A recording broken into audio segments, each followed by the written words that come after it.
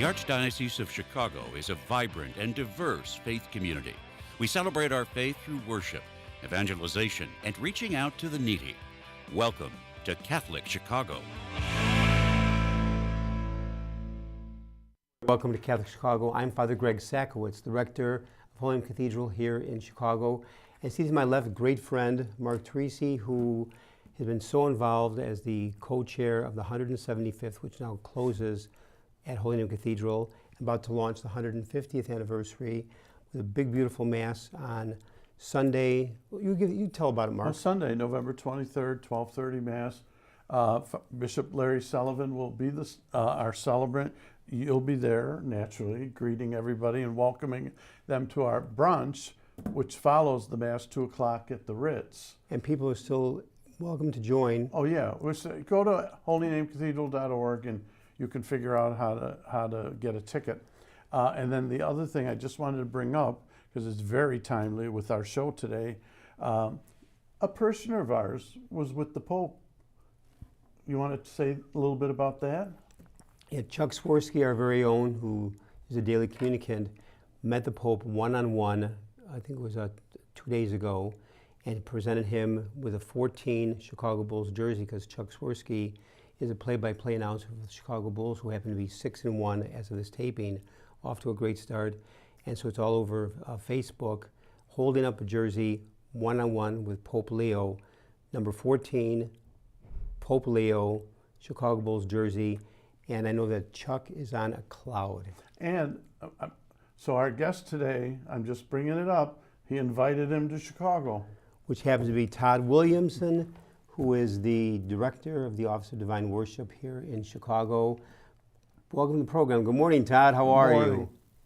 Good morning, Father Greg. Good morning, Mark. Good morning. Well, we will talk later about the invitation from you to Pope Leo to come to Chicago, which will even take more hair off your head. And you have nothing to begin with. Join there. the club. And also to our listeners, Todd Williamson has been the director for the Office of Divine Worship 26 years, going back to 1999. Todd, you have to hold the record for that position in Chicago. Am I correct? I think so, yes. There's only been 4 directors of the office. Father Dan Coughlin was the first after the Second Vatican Council. Cardinal Cody appointed him. Father Ron Lewinsky was the second. And then Sheila McLaughlin was the third director. And I want to say by almost 10 years. What a great group of people. That's going to be a tough record to break, and you've done a phenomenal job. You know, I remember back in 1999 when you were named, and I thought this is so wonderful. Go ahead, Todd. Actually, I was hired as the associate director in '99. I was appointed by Cardinal George as the director a year later. So I've been in the office 26 years. I've been the director for 25. A quarter of a century. Now, with your vast knowledge of liturgy, we'll just talk for a few minutes because we have so much to talk about today. Maybe just what is the liturgy? What is the liturgy not? You could teach a whole course on that. Oh my gosh, yeah. Well, actually, I think most Catholics, when they hear the word liturgy, they immediately think of Mass, and that makes sense to me. The Mass is probably the premier liturgy that we have. But when you say liturgy in Catholic circles, that's the whole liturgy of the church. So that's every of the formal official rites of the church. So that is Mass, of course, but it's also all of the sacraments. It's morning prayer and evening prayer, the liturgy of the hours. It's the blessings that are found in the Book of Blessings. All of that is liturgy, and liturgy is its own form of prayer. We pray in a number of different ways as Catholics. We have devotional prayer, we have scriptural prayer, and liturgical prayer is a form of prayer unto itself, and it's marked by particular characteristics. I think the main characteristic of liturgical prayer is that it's always communal. Yeah. It's the prayer of the body of Christ that gathers. In fact, what people should know is the word liturgy means, translated, the action of the people. So liturgy means the action of the people. And the word Mass, which we're very familiar with, means from the Latin, to be sent. Liturgy, action of the people, Mass, to be sent. So maybe just for a moment, let's focus on the Mass for a bit, Todd. And what is the Mass, and what is the Mass not? So it's four, basically the Mass is broken up into four main parts: the introductory rites, the liturgy of the word, the liturgy of the Eucharist, and then the dismissal. And that's part of liturgical prayer. That's part of the characteristics. It's patterned. It's a ritual. It follows the same pattern each time. And as I said, it's the prayer of the community, and it's not. You asked, what is it not? Mm-hmm. The Mass is not my personal prayer. It's not my time with Jesus. There are some parts of the Mass that are more personal, right? Like the silence after the readings, or when you come back from communion, you might have a moment of personal prayer, but it's not private. The Mass is the action of the body that has gathered the community. And most people would not see it that way. They would see it as my time with Jesus. Yep. This is my personal time of prayer during the week, and that's not so. The liturgy actually calls us out of our own personal individual prayer and into the prayer of the body, the prayer of the church. Well, Todd, can you think of a time where you attended Mass and prayed with the community and it really was uplifting for you? Well, maybe every day, you know. Yeah, I mean, hopefully that's every time we go to Mass, right? But yeah, and oddly enough, oftentimes, Mark, those experiences I have when I'm a stranger at that place. Interesting. Right. I mean, it's me entering in with this community into its prayer, and I become part of that, even though I might not be a parishioner there. And here's a great story. Richard Fragamini, well known to all of us, wrote a book some years ago. I forgot the name of it. But he has a great opening story in the first chapter. He went to Mass with his grandma, and he said the Mass was horrible, terrible music, terrible readings in terms of the proclaimed. He said the homily was awful, no participation, nothing. And at the end of Mass, he's walking out with Grandma and says, "Grandma, you put up with this every week here?" And she said, "Yes."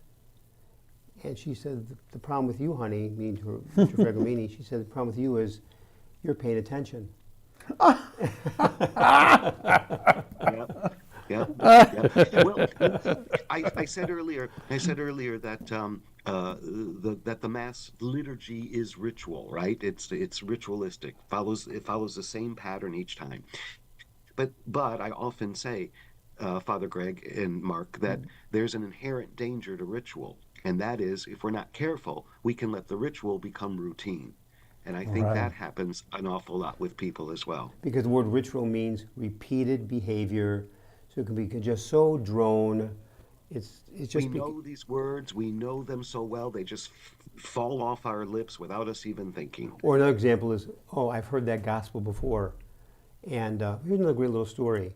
A young man went up to a priest once and said, "Father, I've read the Bible from cover to cover 5 times.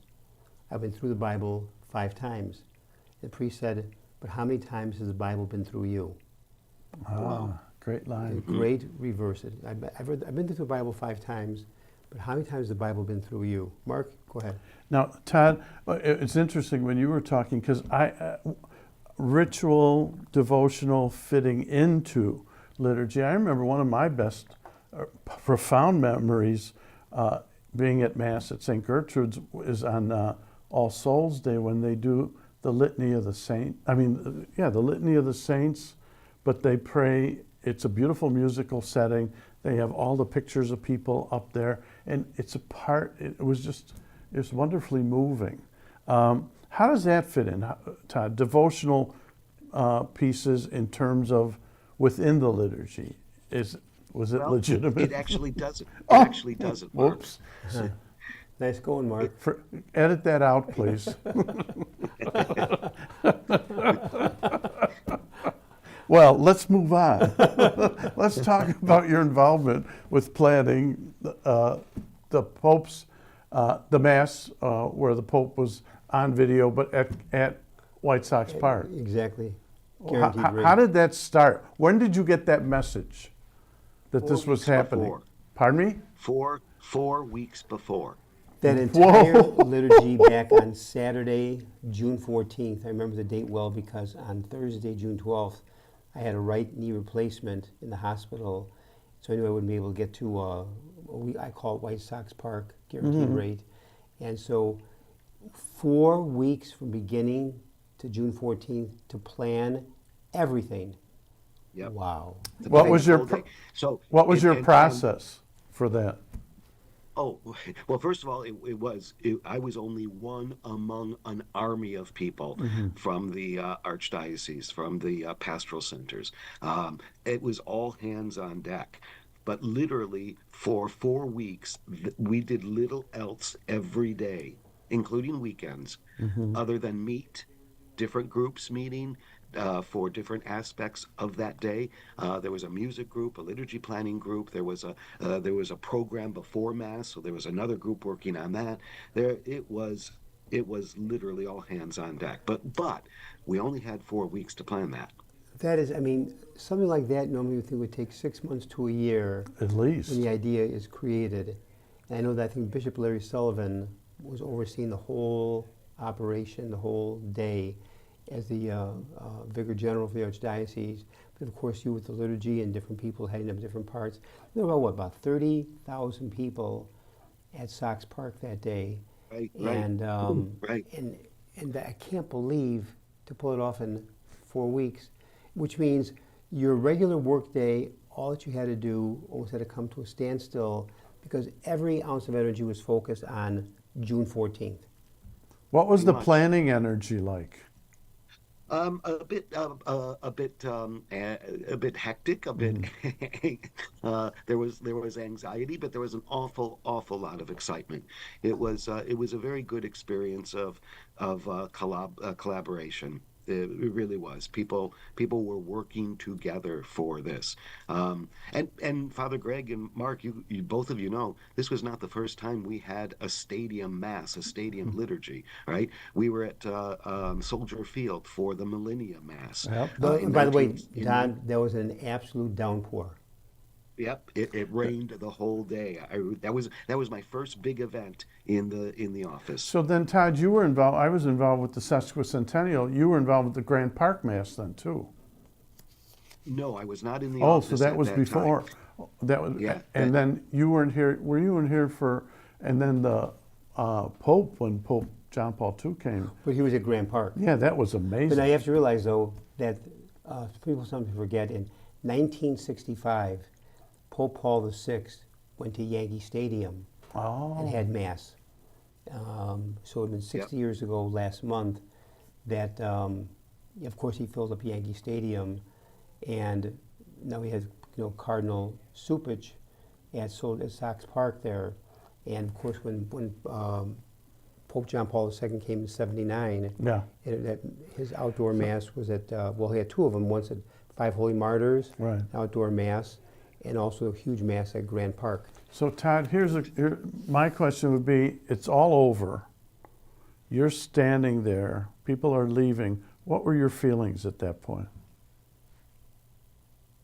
I literally got emotional. I would bet. At the end of it, it was I broke down and I just cried. It was wow. It was very moving.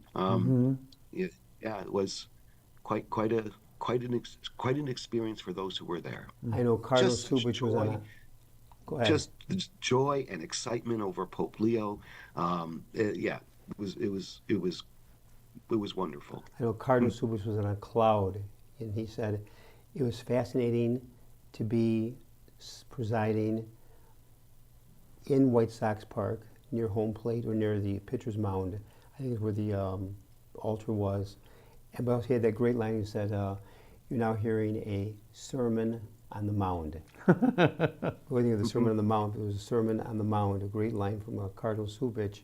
And we sometimes forget that. I also know from that day, from others have said, being at the hospital, it was pretty hot on the field in the sun.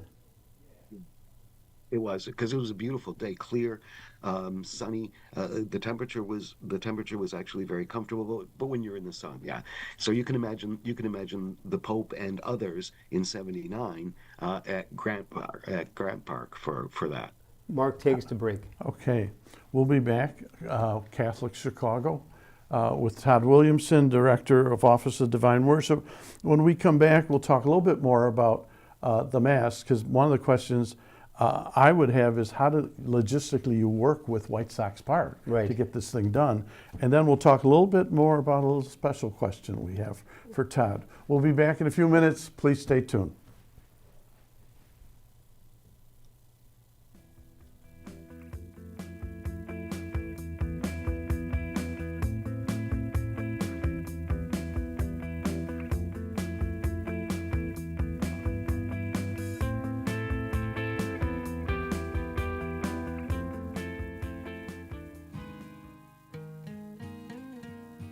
I am a seminarian. The Church needs compassionate and well-trained priests to help guide each of us through life. What inspires me, what draws me always to the priesthood is continue to see priests be a beacon of hope for other people. You can play a part in the education of these young men as they prepare for a life of service to others. I want to be that beacon of hope too, and it sets my heart on fire. To support our seminarians, make your gift at archchicago.org/seminarian fund or call 312-534-7959.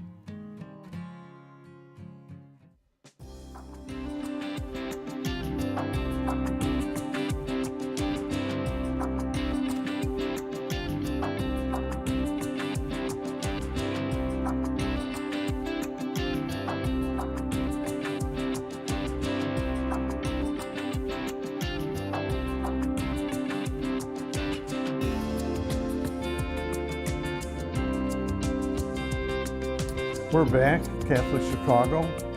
Father Greg Sakowicz, Mark Teresi here with Todd Williamson, Director, Office of Divine Worship.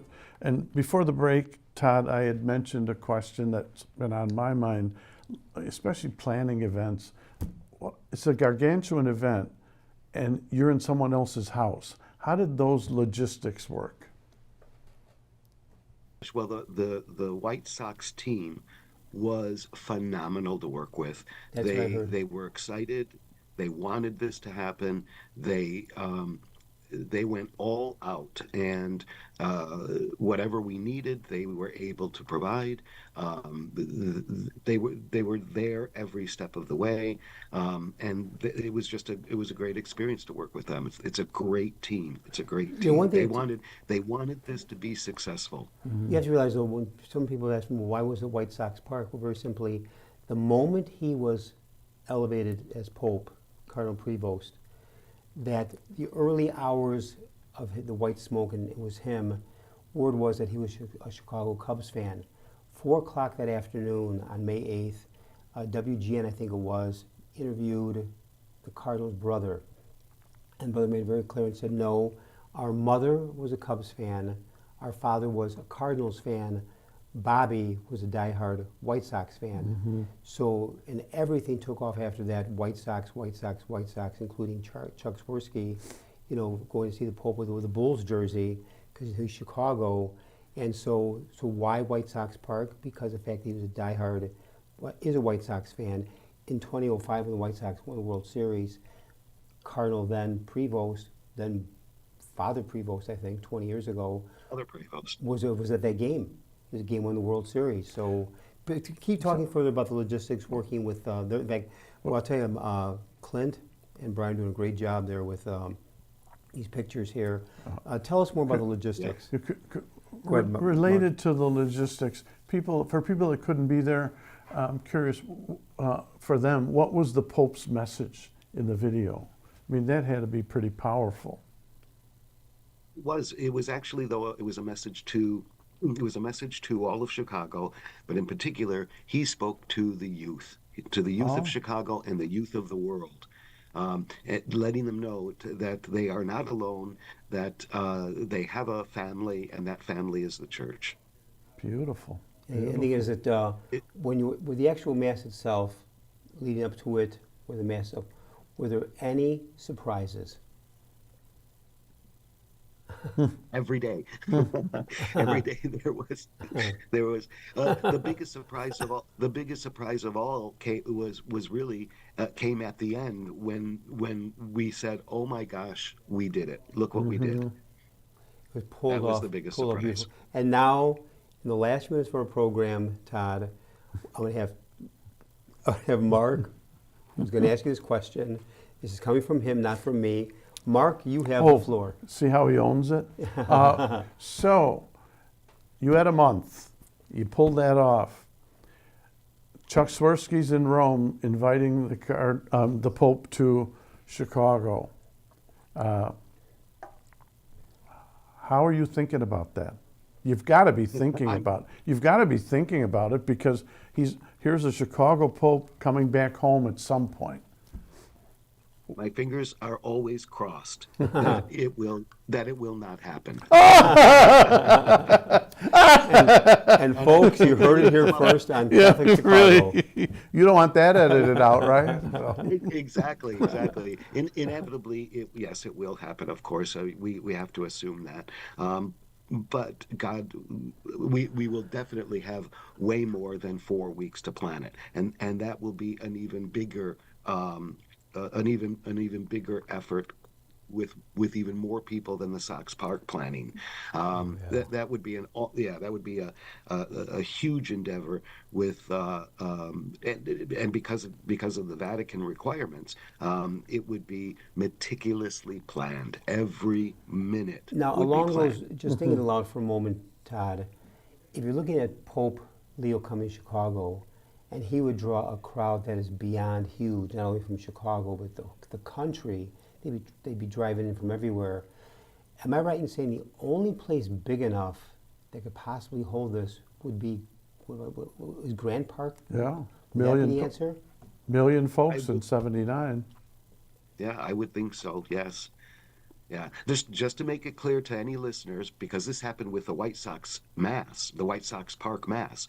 Just to make it clear, we know nothing about the Pope coming to Chicago. So, Right. This Please, is not a rumor. to He's our not coming listeners, here. to our viewers this morning, this is strictly a rumor. There's nothing scheduled with the Pope coming to Chicago. Oh, wait, Todd, you haven't heard he's coming in 4 weeks. That's right, here in 4 weeks, Todd. So we'll make it real clear because, in fact, I say that because Right. I mean, you'll love this story. At the cathedral, whenever at a daily Mass or Sunday Mass, maybe a couple celebrating 50 years of marriage, after communion, I always invite them out forward, exchange vows, renew vows, and we all clap.